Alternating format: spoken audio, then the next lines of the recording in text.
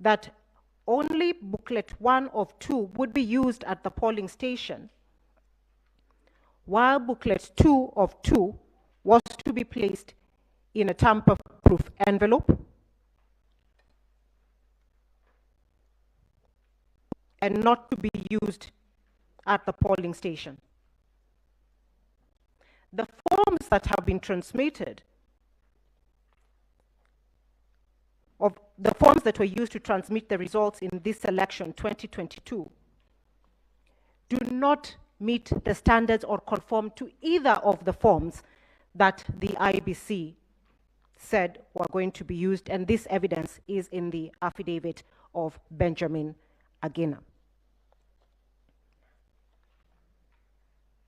That is the first limb of the evidence that we submit through Celestine Anyango that shows the deliberate mischief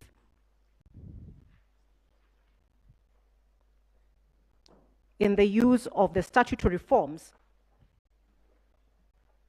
that was set out in the election and which we now complain of.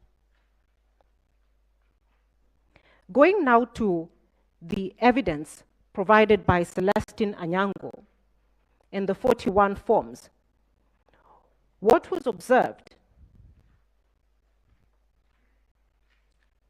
is that the forms that the agents have and the forms in the portal are the same in all features. They have the same serial numbers.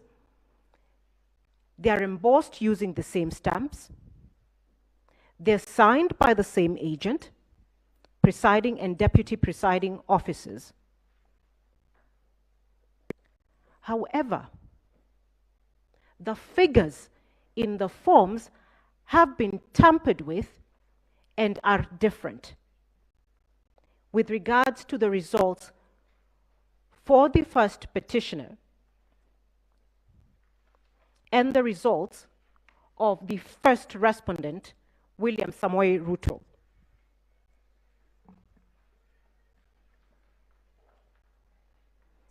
It is in the forms, or the sample of forms, the 41 sample of forms exhibited by Celestine Anyango, that votes have been reduced from the first petitioner and added to the first respondent. We have calculated the total number of votes reduced from the first petitioner and added to the first respondent, and they add up to 2,793 votes.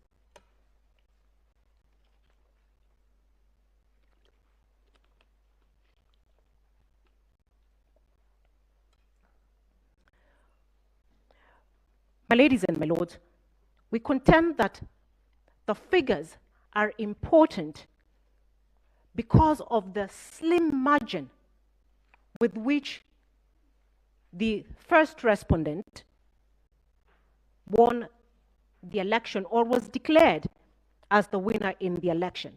And the court, we asked the court to keep a note on that.